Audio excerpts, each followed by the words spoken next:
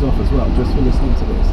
All you need to do is go to Leesa, that's leesa.co.uk/modernman, remember 2 N's, now, and receive £50 off your purchase. That's leesa.co.uk/modernman. Imagine being incarcerated inside a super maximum high security American prison. Sean Atwood was, and he wrote a whistleblowing blog called John's Jail Journal, which was smuggled out on bits of paper and posted up to the internet by his aunt, and then got turned into a prison memoir called Hard Time. Nowadays, Sean tours British schools telling his life story, with the idea of scaring the shit out of children and keeping them away from a life of crime.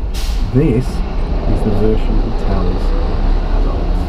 I used to visit Arizona as a kid, and coming from a little town up in the north, Widnes, in between Liverpool and Manchester, flying out to Arizona was a massive deal for me. You know, I'd seen swimming pools in the backyards, and it was so hot, and all these houses that were twice the size, and cars twice the size, and that really dazzled me as a kid. So I pledged to myself, after my education, I would go and live out there.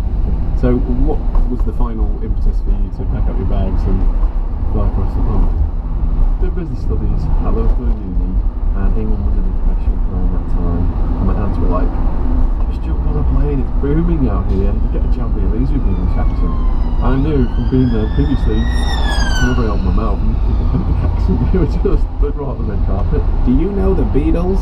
That kind of thing. Yeah, you're a goddamn limey cousin from across the pond. You know the Beatles, the Spice Girls, and all that kind of stuff.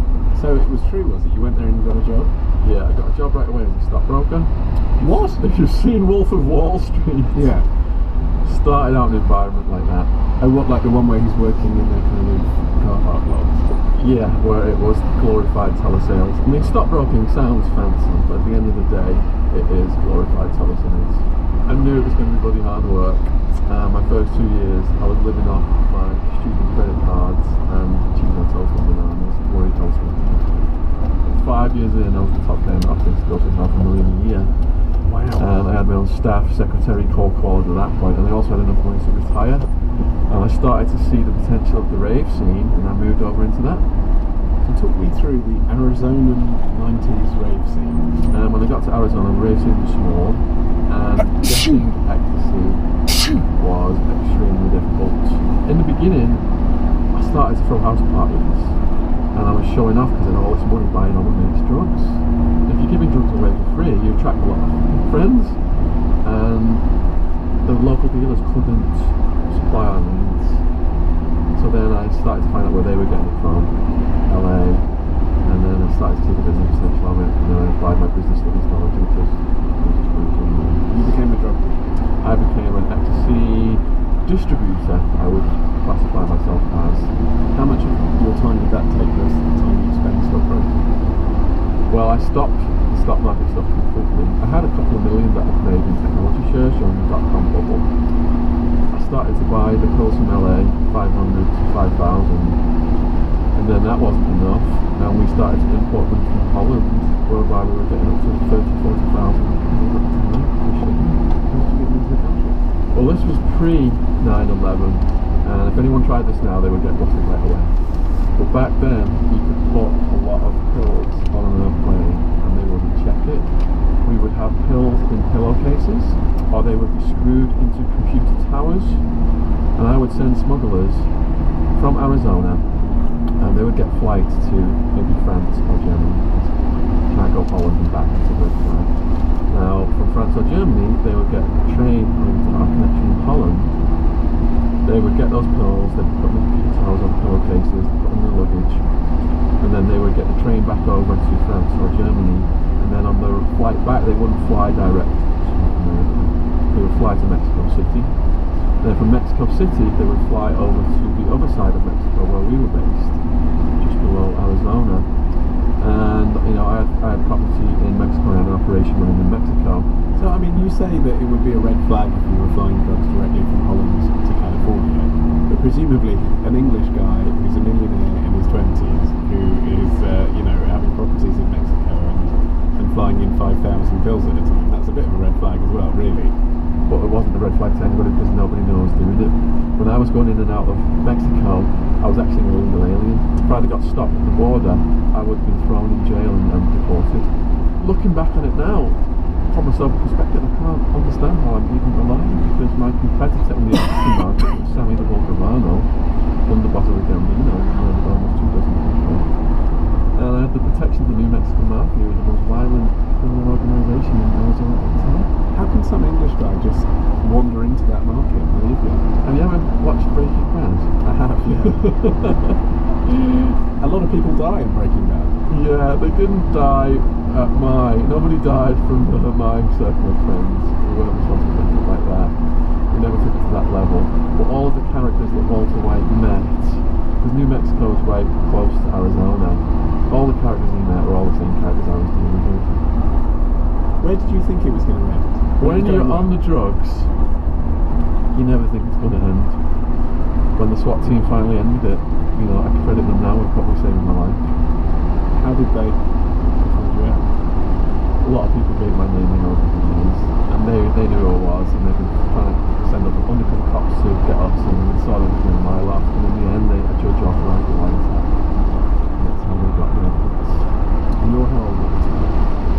When the SWAT team came, I was 32. There's a lot in prison dramas about the first night. You know, like every prison series I've ever seen, people right through to Orange is the New Black now. Like Yeah. The first episode, the first scene, the memorable moment is to the audience. Imagine what this would be like. You're turning your back on freedom, you're putting on a stupid jumpsuit, you're being frisked, you're getting your freedom taken away, you're being put in a cell. How did that feel? If you've ever held a little bird in your hand, or an animal that's frightened, and you feel its heart just going like that, my heart was going out for days. I was on my bunk. They give you a mattress that's like a yoga mat, that's how skinny it is, and my heart is just thumping all night long against that mattress. I can't sleep for days, I'm so terrified. Right away, people are getting punched in the face, blood is getting splattered against walls, people are getting dragged out, human heads getting bashed against toilets, bodies getting thrown around, seeing people getting carried around on stretchers, you know, some of them look like they're dead. And this is in ordinary incarceration. The remand jail is the jail that's got the highest rate of death out of all the facilities in America. 62 people died around the time I was there. And they weren't big bad gang members murdering each other. Some of them, quite a few, were mentally ill prisoners getting murdered by the guards. One was a blind prisoner who got murdered by the guards. Presumably you had enough money to pay for pretty decent lawyers. Were you arguing that you weren't guilty? If you're stupid enough to have money and be committing crimes in America, like I was, the police will target you because the war on drugs is a business model and liquidate everything you've got. So I lost everything I've got, legally earned and illegally earned, such as my pension from those weapons. I was blessed that my parents supported me. They actually remortgaged their house because in the justice system in America, your sentence length is determined by how much money you've got. These poor black people get arrested and they've got no money. You saw people like that getting 5, 10, 20 plus years sentences for small crimes. They just get hung out to dry in the justice system. The racism is actually still. And that's genuinely because they haven't got someone articulate defending them. Yeah, the whole prison industrial complex and the justice system, which is a subsidiary of that, is a business model too. So the police, to fill up all these bunks, find the people they can arrest the most of, make it easiest to arrest of, which are the lowest level drug users. And if they want to get the blacks and the Mexicans, because they live in the lowest socio-economic neighbourhoods and they haven't got the money to defend themselves, so they'll get big sentences and keep these prisons full. So all these corporations that get $50,000 a year plus per prisoner can make money off the back of it. What was your plea? Oh yeah, you have to plead guilty. You have to plead guilty, even if you've not done it, because they will make an example of you. If you go to trial, if you exercise your right to a trial in Arizona, which only 2% of people dare to do, that costs the state money. So when they find you guilty, they'll give you the super aggravated maximum sentence and stack all of your charges one on top of the other. And it was made clear to me, I had 20 plus charges. If I went to trial and lost, they could stack that up to a maximum 200-year sentence. I saw people get decades for drugs, and I saw one guy get 200 years. Bloody hell. Yeah. For drugs. I got sentenced to the Arizona Department of Corrections. Now that's a prison system, and they have, I think, 50 to 60,000 prisoners, and they have prisons all over Arizona. And because I was fighting my case the longest, I was at war with the prosecutor, and she pulled a number of legal tricks on me throughout my entire remand period. And her final farewell to me was, I had a 9.5-year sentence, and it was comprised of 3 sentences, and one of them was 26 months, and she accidentally put it down on her paperwork as 26 years. So I was fast-tracked to the super maximum security prison in Florence, Arizona.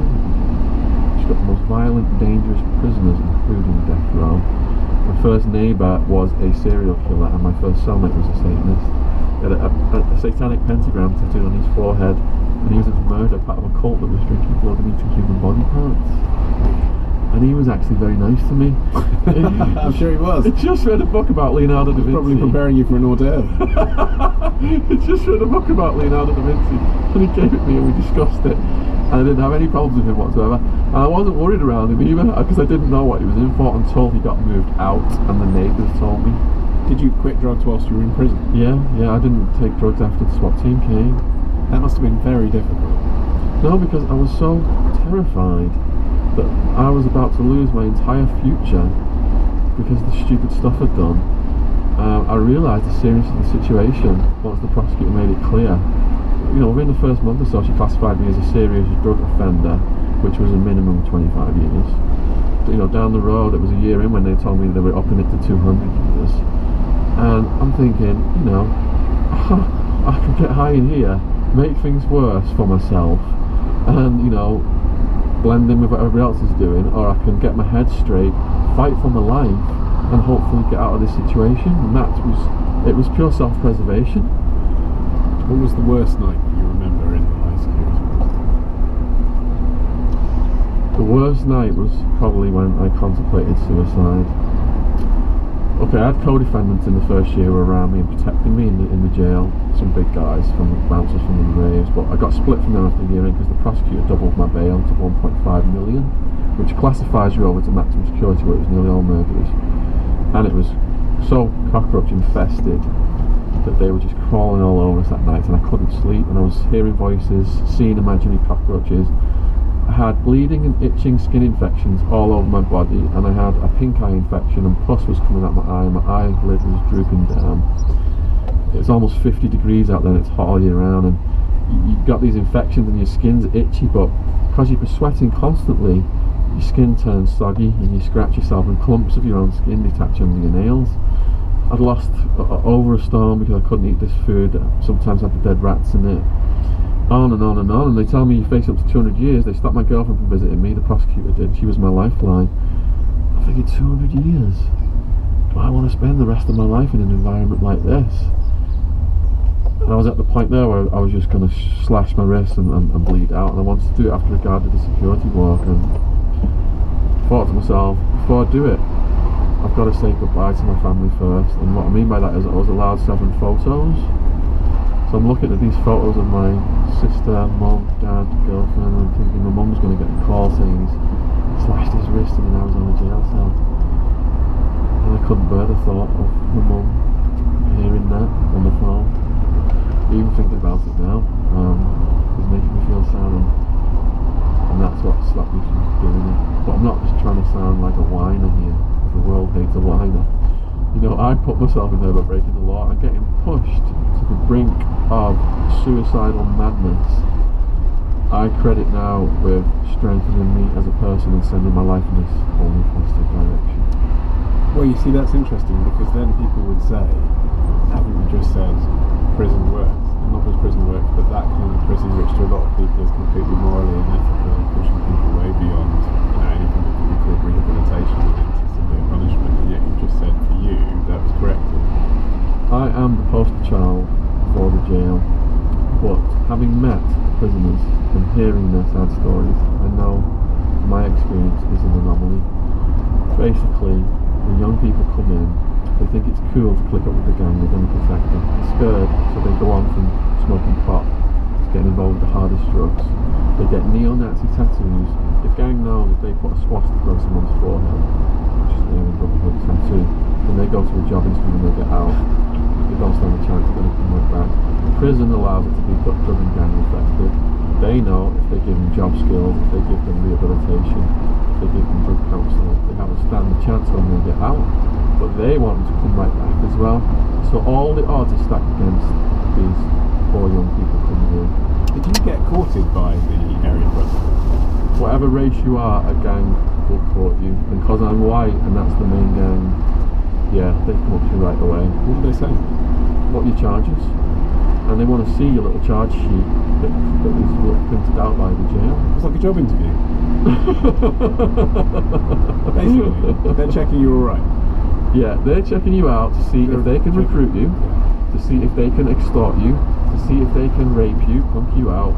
They are finding out everything about you to see where you fit in their world. And it's not important to them whether or not you're racist, it's just important that you're white and you're not a serial killer. Well, if you've got a Mexican girlfriend or a mixed race kid, it is important to them because then they know you're not going to be indoctrinated to the highest level of their world. How did you avoid becoming part of their world? I got arrested with some big people, including my best mate, Wild Man, who's 25 stone, his nose is pointing over here. And I grew up with him, and he's a good man to get arrested with. So, with those guys protecting me through the remand period, I never got attacked. I only got attacked after I got separated from those guys, and that was my 3rd year in. After I got out of the super maximum security prison, I was sent to Buckeye prison, and it was medium security, and I was hoping they would be a bit softer than the guys in Supermax, but I was wrong. My first cellmate was a serial home invader torturer, breaking into houses and torturing people by taking a ball-peen hammer to their kneecaps. That was his preferred method of torture. And his welcoming statement to me the night I moved in with him was, "I've got a padlock in a sock, I can smash your brains in while you sleep, I can kill you whenever I want." I'm the quietest cellmate you could ever have. You know, all I do is read and write. And he's like, "This guy's a fish in new prison, I'm a convict. I can't stand fish, I want a convict as my cellmate." That was his attitude. Why? For his own defence, really? Well, his thing was getting high on heroin all day, and he wanted someone in there who would watch out for him and help him get drugs in and get high and watch out for guards and stuff like that. You know, I was in there not doing drugs, considered lame by the people who weren't doing drugs, considered a nerd who was reading writing by him, and just didn't get along from the get-go. And the two things you look forward to the most in prison are your visits and your mail. You're golden. My cellmate knew my parents were flying 5,000 miles to visit me for Christmas, so he got his mate, a 20-stone California wiper, to attack me just when I'm going to this visit with my mother. Now I'm walking down a crowded corridor as happy as can be. No idea this has been planned just to spoil things for me.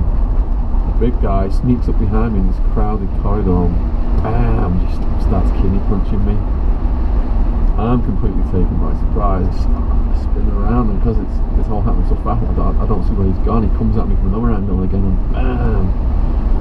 Then the prisoners start stopping, so they notice something's going on, to see my reaction. Because the gang rule is, if you don't hit back, you're a punk, and everyone is going to prey on you. But if you do hit back and the guards see it, and there's cameras here and there, there's guards in like this plexiglass bubble, then the guards come down and arrest you and put you in lockdown, which is a prison within the prison, and you know, you lose all your privileges, including your visits. So I had to think fast on my feet. I've got a choice. I can hit back and then I'll get the respect of the prisoners, even if I lose. Look at the size of this guy. I already know this is going to end up well for me. Or I can curl up into a ball and let this guy hit me, and I'll run off, and everyone's going to see that I haven't shown heart. It's called showing heart. And then after that, that's the door open. Then it's just, you know, everybody just taking advantage of you, just taking your food, raping you. So there is no choice, you have to hit back. Yeah, you got no choice. I like to think I was brave hitting back, but I had no choice. And it didn't end up well for me. It was like hitting a big bag of cement. I mean, this guy had one of those jaws, you know, that you could hit it, but it was like a brick. So he spun me around and smashed me up and knocked me down. Because it was all happening so fast in this crowded corridor, it could have got a lot worse, but people started yelling that a guard was coming, and I was injured. My back, kidneys and stuff was injured. I was hurting for about a week. Did you get any medical help? Nah, I didn't. If you report anything like that, then it's how did it happen, and then you're a snitch, and then it's kill on sight for snitches. My mum was asking me what's wrong, and I couldn't tell her because she'd already had a nervous breakdown on my situation. So I get back from the visit. Cellmate, he's getting higher on heroin and crystal meth and acting crazy towards me. He's showing me the padlock in the sock that he's going to smash my skull in. He's keeping me awake at night, interrogating me. And it was the only time I got so scared I called outside help. I called my family, said, look, can you put a call into the British Embassy and see if they'll call the prison and get me moved? When these guys call the prison, they can't say anything I've said that will get him in trouble. Because then I'm a snitch. Kill on sight, everyone's going to want to kill me. Fortunately, Embassy handled it appropriately and I was moved without getting in any trouble. He was throwing batteries at me for a couple of weeks afterwards, until I got a cellmate who was bigger than him, who had some words, and it stopped after that. And that cellmate also then introduced me to Two Tonys. Two Tonys was a mafia guy serving 141 years who left the dead bodies of rival gangsters from Arizona to Alaska. So if you've only murdered rival gangsters, there's a hierarchy amongst the murderers. That put him at the top of the respect in the prison. And once he took me under his wing, he knew I was a writer and he was looking for someone to write his life story. And I come along and I was sneaking in his cell every day for hours on end and he's dictating his story to me. And by the end of it, he said I was like the son that he'd never had. I started a class for the Mexicans so they could write home in Spanish to their loved ones, because a lot of them were from the countryside and they couldn't write in Spanish back to their family members. And Aryan Brotherhood prison gang had a problem with that because I was a white guy helping the Mexicans. Well, I had a tough cellmate at the time. He was an independent tough guy and he intervened with the gang, and then they allowed me to continue doing those classes, and that got me in the good graces with that race. And the fact that I was learning Spanish as well, it was half Hispanic where I was at, and I'd go and sit and talk with the Mexicans and the Mexican Americans, and they'd teach me Mexican stuff like that. You're smiling recounting that story. Are there any happy memories? Yeah, that was a happy memory. I mean, it's not a complete catalogue of horrors.